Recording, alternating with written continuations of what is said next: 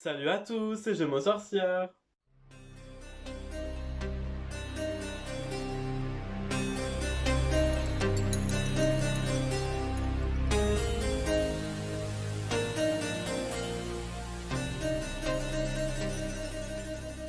Aujourd'hui, je vais vous parler du cercle en magie, de l'importance des pierres dans le cercle, plus une méthode que j'utilise dans mon cercle. Alors, premièrement, le cercle, qu'est-ce que c'est? Le cercle, c'est donc une bulle, une sphère d'énergie qui va vous protéger, accumuler et contenir l'énergie en lui. On va donc l'utiliser lors de nos travaux, de nos célébrations ou lors d'un moment de vulnérabilité. Il y a différentes façons de tracer le cercle, il y a différentes utilisations au cercle. Je vais donc résumer tout cela. Si on travaille avec des divinités ou d'autres esprits, alors qu'on va faire un travail qui nécessite de nous mettre dans un état vulnérable, on va donc créer un cercle de protection. Alors pourquoi le cercle? C'est tout simplement parce que le cercle en fait n'a aucune faille. Genre le cercle c'est parfait. Donc, on l'utilise pour la protection. Ensuite, on va donc faire appel, alors soit à des divinités, soit à des gardiens, par exemple les élémentaux, donc l'eau, la terre, le feu, l'air. On peut faire appel à nos ancêtres. Enfin, après ça, ça dépend de votre pratique à vous, ça dépend de votre culture, etc.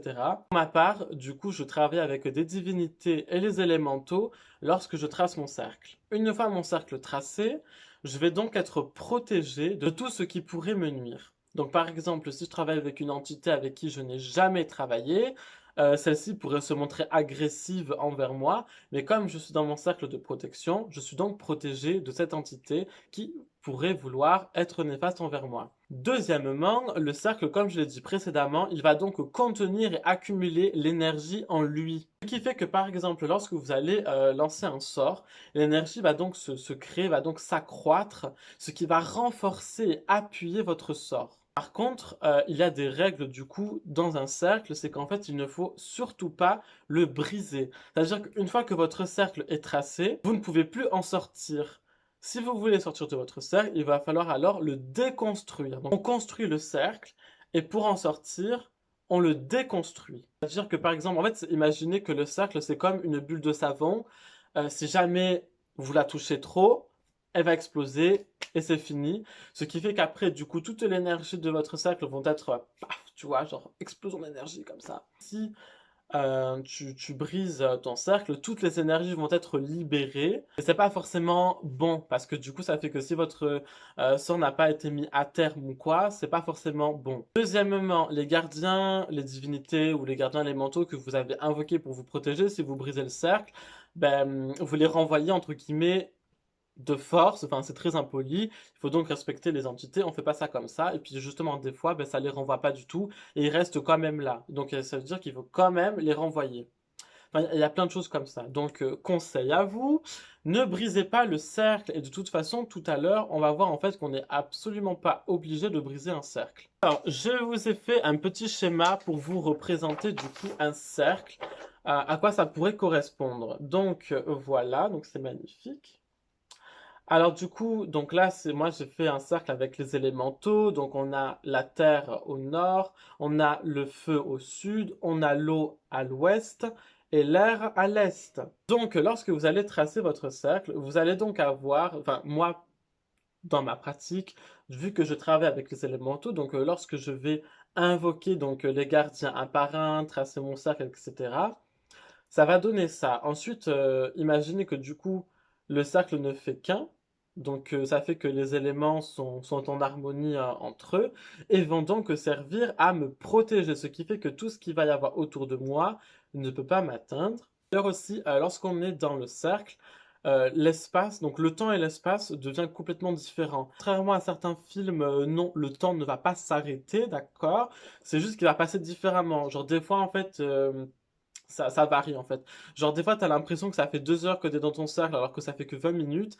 Et des fois tu as l'impression que ça fait 20 minutes et en fait non, ça fait 2 heures. Une fois que tu es dans ton cercle, en fait tu es coupé du monde qui t'entoure pour être vraiment connecté au royaume invisible. Donc le monde des esprits, l'univers, tout ce que vous voulez. Ça dépend de chacun. Donc, imaginons que cette boule violette, là, du coup, c'est moi. Donc, moi, je vais être au milieu de mon cercle. Je vais pouvoir travailler. Alors maintenant, on va poursuivre avec, du coup, le traçage du cercle. Lorsqu'on va tracer notre cercle, alors bien évidemment, avant, on va donc purifier l'espace autour de nous. Encore une fois, les méthodes de purification vont varier selon votre pratique, votre culture, etc.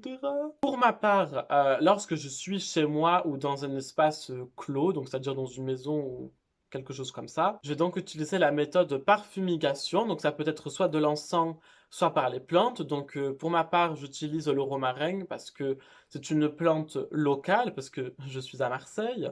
Donc le romarin, c'est pas ce qui manque, tu vois. Donc moi j'utilise le romarin pour purifier mon espace. Je peux aussi par exemple utiliser de la lavande, je peux utiliser de la myrrhe, de l'encens d'oliban. Ça dépend après de mes besoins et ça dépend de ce que j'ai sous la main. Mais voilà, prenez des plantes locales. Et pour les encens, du coup, bah, prenez des encens bio, enfin machin, des trucs comme ça, dans des magasins locaux. Évitez d'acheter du coup vos encens sur internet et ce genre de choses. Pour les encens, petit conseil, alors je sais pas comment ça se passe pour vraiment les grosses villes ou les trucs comme ça, ou même les petits villages, mais je sais que du coup moi à Marseille, on a souvent des magasins en fait où est-ce qu'ils vendent des épices, donc ils vont vendre plein de cannelle, de gingembre, des trucs comme ça. Et souvent en fait ils vont avoir donc des savons, des plantes pour faire le thé et de l'encens. Donc par exemple la myrrhe en fait eux ils l'utilisent pas vraiment pour l'encens, ils vont plutôt l'utiliser en fait pour nettoyer, genre pour la lessive, parce qu'en fait la myrrhe c'est un antibactérien. Donc ils vont l'utiliser pour ça. Donc voilà, essayez de regarder un petit peu les magasins qu'il y a autour de vous, parce que parfois ça peut être vraiment intéressant. Donc évitez en fait voilà de faire des achats en ligne pour les encens ou les plantes. Les plantes, allez les cueillir en nature. Tout ce qui est encens, etc. Si vous ne pouvez pas les faire vous-même, voilà, regardez dans les magasins qui sont proches de vous. Une fois mon espace purifié par la fumigation, je vais donc procéder par la purification à l'eau et le sel. Alors attention, attention! L'eau et le sel, c'est pas en extérieur. Alors pourquoi? Parce qu'en fait, le sel, c'est un stérilisateur. Ce qui fait que, par exemple, si vous mettez du sel dans la nature, donc dans la forêt, les collines, tout ce que vous voulez, ça va stériliser le sol. Et c'est très mauvais.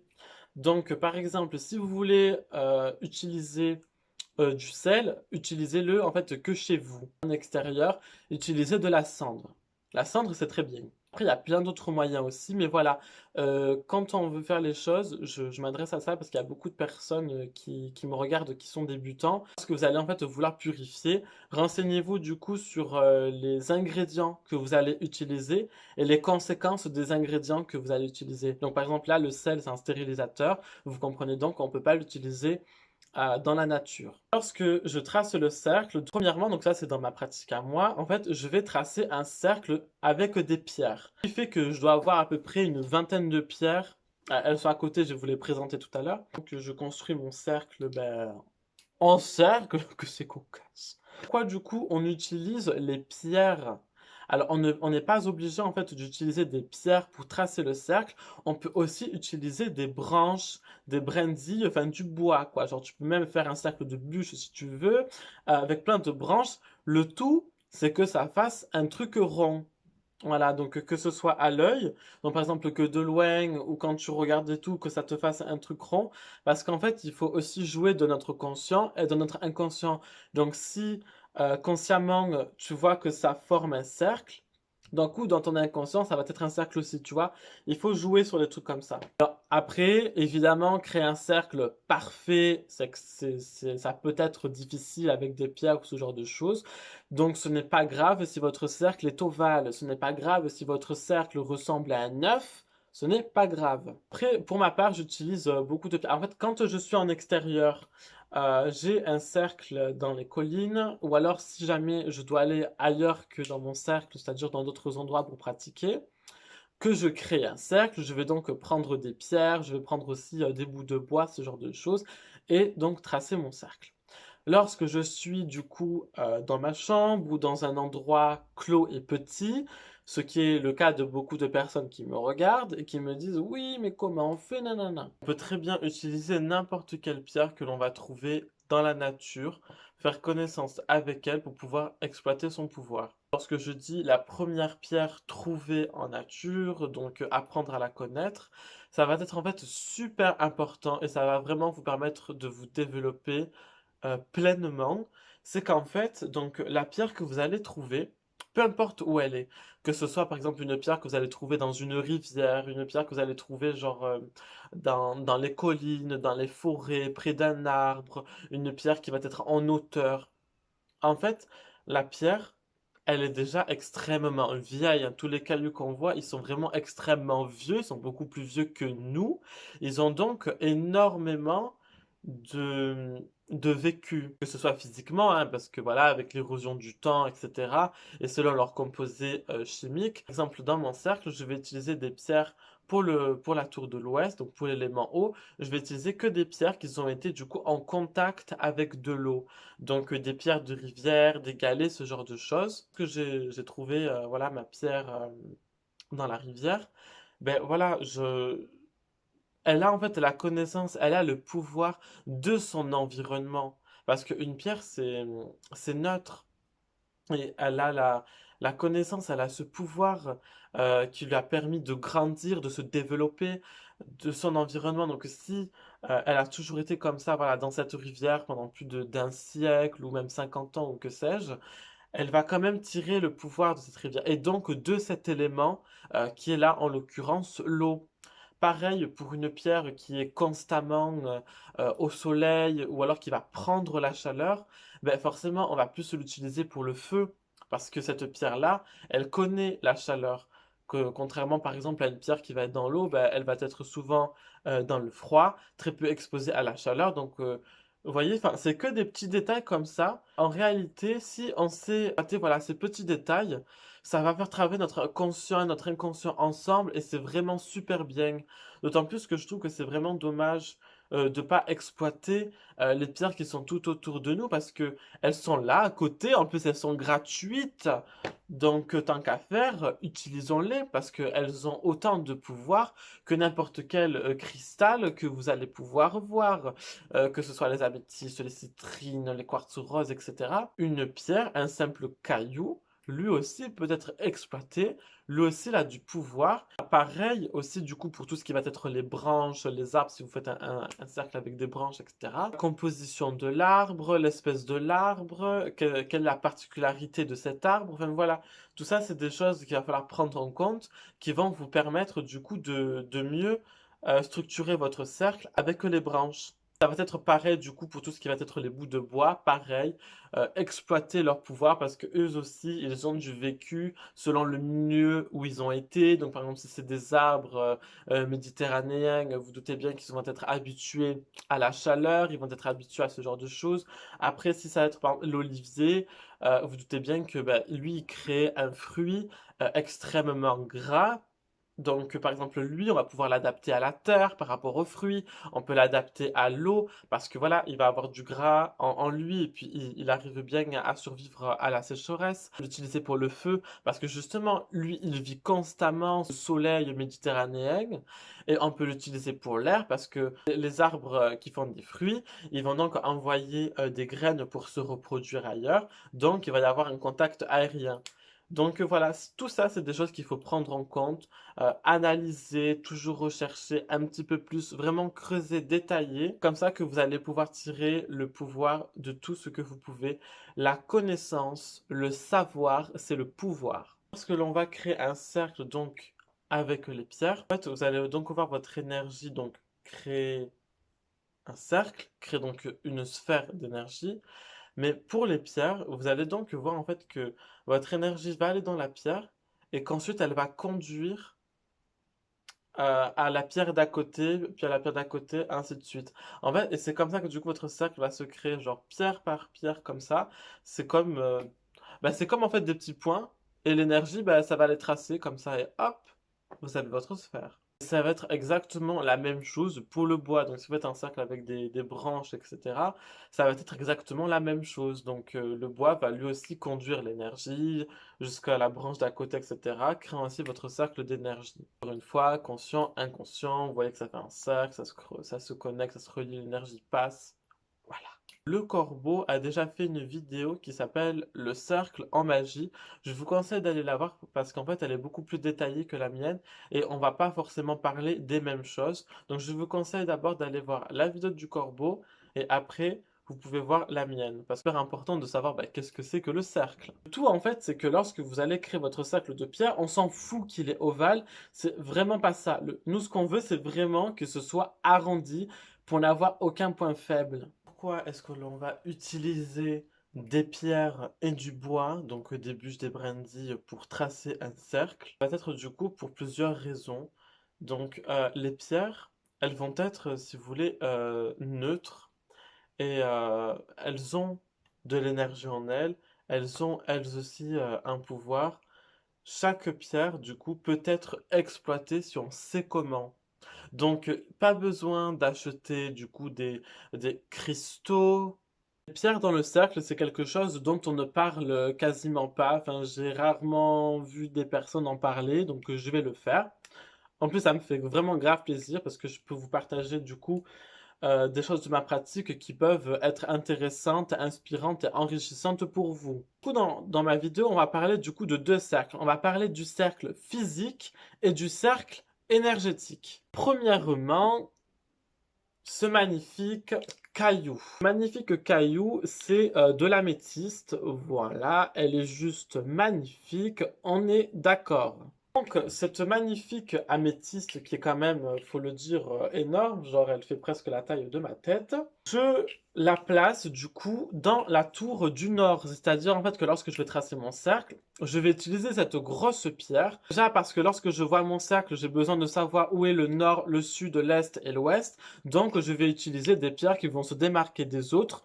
Donc des grosses pierres et les autres vont être plus petites. Du coup en fait c'est celle-ci qui va donc représenter la Terre, qui va représenter le nord dans mon cercle. Lorsque je trace mon cercle, la grosse améthyste, elle est là. Alors ensuite, ce magnifique quartz, voilà, un magnifique quartz marseillais. Il est beau. Bon, la lumière, tu arrêtes là. Et lui, devinez pour quel élément je l'utilise. Allez-y dans les commentaires. C'est pour l'eau en fait. Et petite anecdote, c'est qu'en fait, ce magnifique quartz, quand j'avais un aquarium et tout, et en fait, donc ma mère, elle a placé ce quartz dans l'aquarium et il a été du coup dans un aquarium durant à peu près 20 à 30 ans. Je sais plus combien de temps à peu près, mais je sais que c'est de 20 à 30 ans.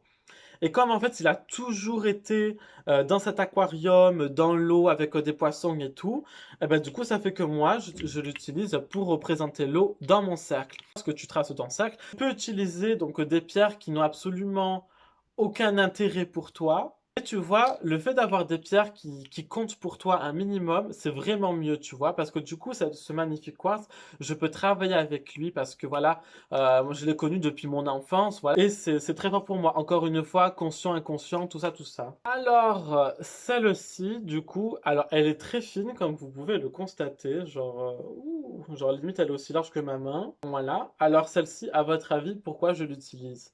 Alors, c'est de la pierre d'ardoise, ce qui fait que si je veux, je peux m'amuser à écrire dessus, dessiner ce magnifique trait qu'on ne voit pas à l'écran. Ah, donc, il faut savoir en fait que beaucoup de crayons sont faits en fait avec de la pierre d'ardoise. À votre avis, celle-ci, je l'utilise pour quoi? Pour l'air ou pour le feu? Réponse, c'est l'air. Donc, pourquoi l'air? Parce qu'en fait, c'est une pierre d'ardoise. Ce qui fait qu'en fait, cette pierre se retrouve donc en haut des montagnes. Et lorsque la montagne, elle grandit ou qu'il y a l'érosion du temps, elle se casse la gueule et du coup, ça fait qu'elle descend comme ça. Et après, nous, on peut gentiment la récupérer. En fait, cette pierre, pour moi, elle compte aussi parce que je l'ai récupérée quand j'avais eu 9 ans. J'étais parti en classe verte à Briès.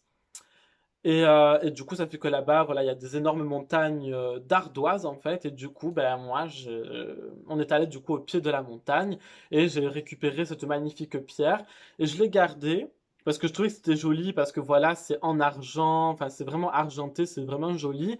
Et comme vous voyez, en fait, elle est vraiment très fine et elle est très légère. On la tient, en fait, il y a de l'ardoise qui part un petit peu, donc de la poussière. Et comme voilà, l'air, poussière, tout ça. Le dernier élément, j'utilise en fait ce magnifique quartz que j'ai récupéré dans les collines. Celui-ci, en fait, va représenter le feu. Et en fait, il est très fort, vraiment, il est très très fort pour moi parce que le feu, moi, en fait, c'est une grande histoire.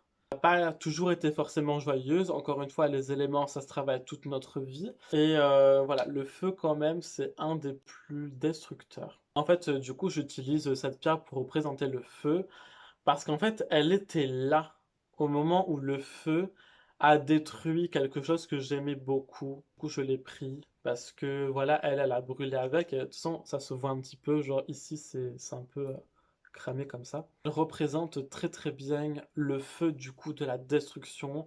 Mais voilà, le feu du renouveau, la vitalité. Lorsque je trace mon cercle, donc comme on l'a vu précédemment, par exemple, celle-ci, j'utilise pour l'eau.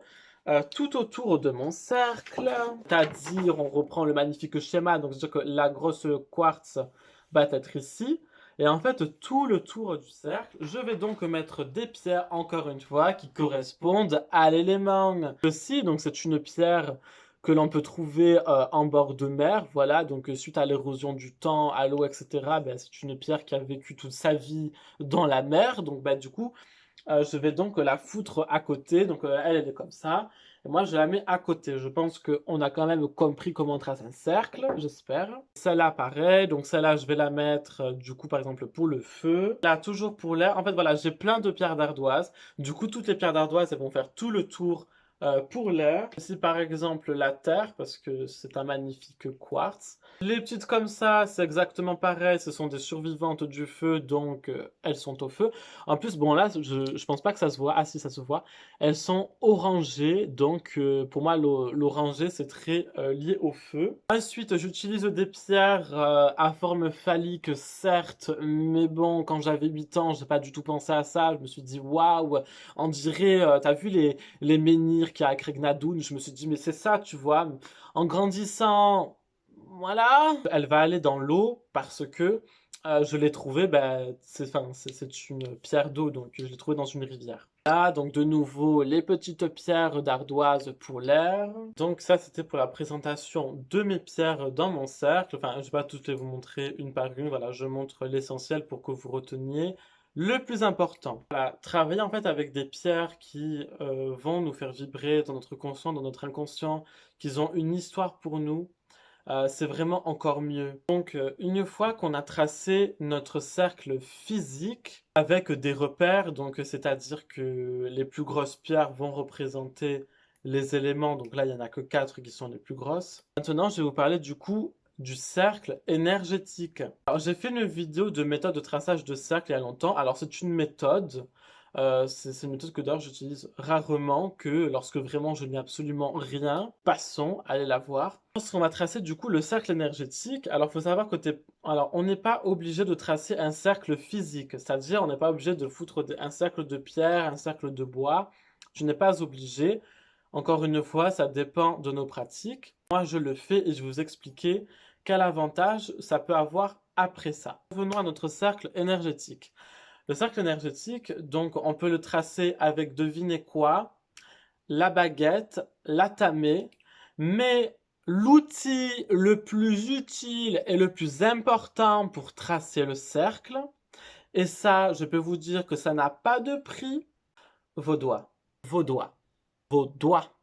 Donc en fait, la tamée, la baguette, l'épée, n'est pas du tout obligatoire selon votre pratique et selon votre tradition. Et en règle générale, n'importe quelle sorcière, du coup, peut tracer son cercle avec juste son doigt. Donc, ça veut dire que tout le côté superficiel des outils, lorsqu'on ne sait pas pourquoi on achète un atamé, une baguette ou une épée, on utilise alors son doigt. Voilà, jusqu'à ce qu'on a la connaissance et l'expérience de ces outils-là. De toute façon, quand, imaginons, je sais pas, t'es en vacances et que t'as rien avec toi, ben, tu vas utiliser ce que la nature t'a donné, donc ton corps.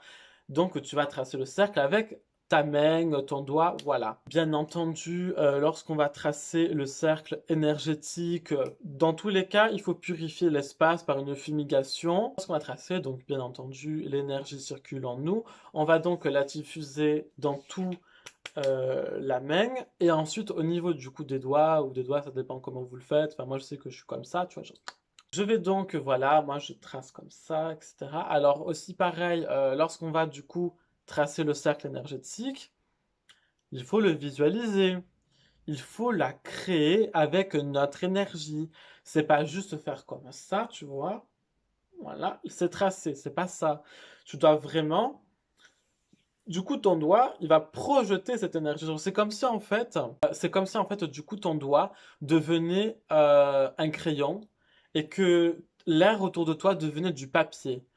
Et donc, lorsque tu fais ça, il faut que toi, tu vois vraiment cette ligne que tu viens de tracer. Donc, du coup, l'élément correspondant, ben, par exemple, imaginons, c'est du feu, donc je vais invoquer le feu.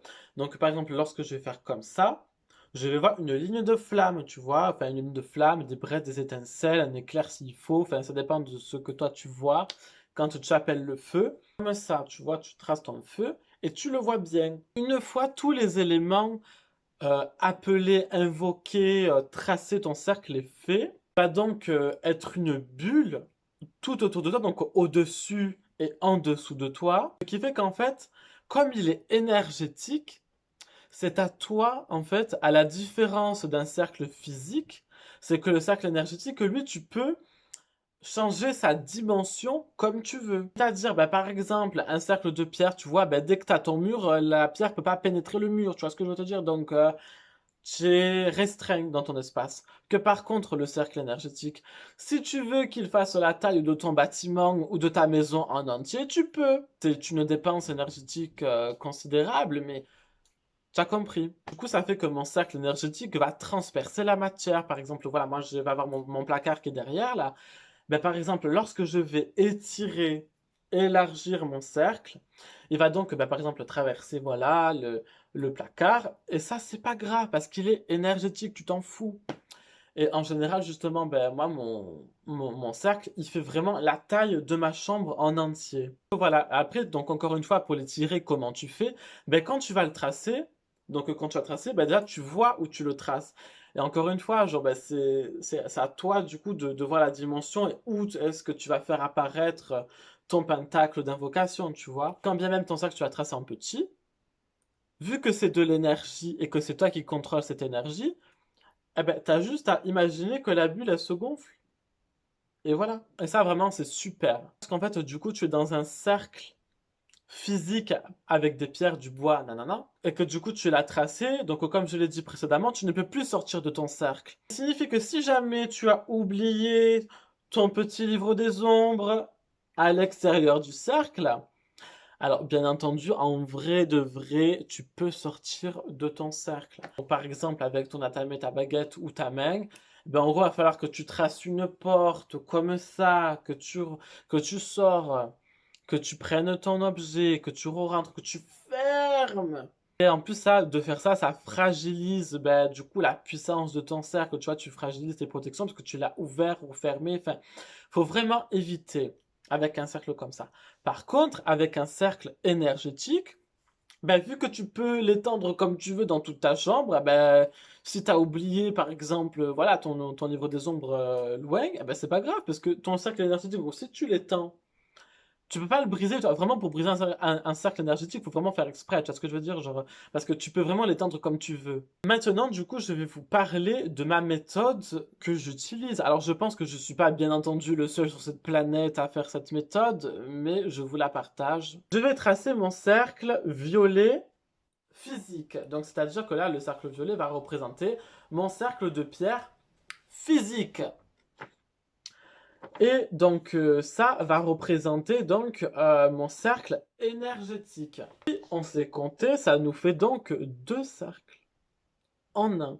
On a le cercle physique et le cercle énergétique. Ce qui va être intéressant de jouer, c'est donc d'utiliser le cercle énergétique pour étendre la zone de ton cercle, donc c'est-à-dire voilà, pour que ta protection soit un peu plus grande, pour que tu puisses utiliser tous les objets qu'il y a dans ton espace. Donc ça, c'est bien du coup de l'étendre comme je l'ai dit avant. Ce qui va être bien avec ton cercle physique, c'est que tu vas pouvoir en fait te concentrer l'énergie dedans. Le cercle physique comme ça n'est absolument pas obligatoire parce que dans tous les cas, ton cercle énergétique va protéger, tenir et accumuler l'énergie en lui.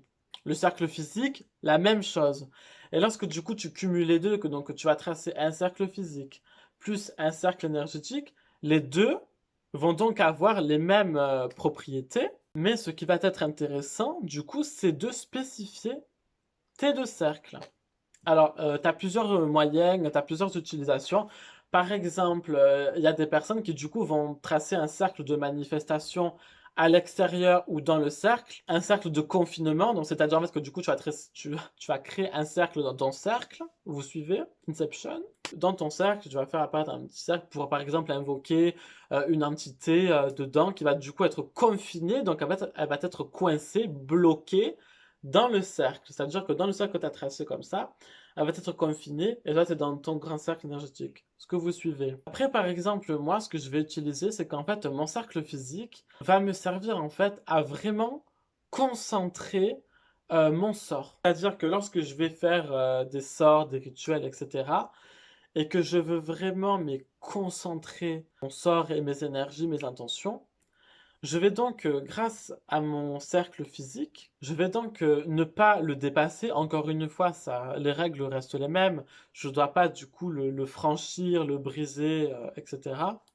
Et du coup, ça fait que celui-ci qui est plus petit va vraiment me servir en fait à, par exemple, ne pas mélanger les énergies. Imaginons, avant mon sort, je sais pas, j'ai fait de la magie pour quelque chose, mais qu'après je veux faire un autre type de magie. Donc, imaginons j'ai fait de la magie de protection et après je veux faire de la magie de guérison. Si je veux donc séparer les effets, dans le cercle, en fait, elles vont être mélangées si vous voulez. Donc, pour pouvoir séparer les énergies, je vais donc, voilà, imaginons, je commence par le travail de protection, donc voilà, il y aura des énergies de protection, etc. Ensuite, je vais faire un travail sur la guérison. Je vais donc, du coup, grâce à mon cercle énergétique, concentrer l'énergie de guérison uniquement dans le cercle physique de pierre. Et ça, du coup, toute l'énergie va être accumulée, etc. Ce qui va donc renforcer, appuyer mon sort de guérison, puisque du coup, c'est confiné. Voilà, l'énergie de guérison va être confinée dans ce cercle de pierre. Après, ça, c'est du chipotage, c'est vraiment pour spécifier, pour pas mélanger les énergies. Mais ça peut être vraiment intéressant si, par exemple, on a vraiment beaucoup de travail à faire en une nuit ou en un moment et qu'on a vraiment différentes énergies et qu'on veut pas forcément les mélanger.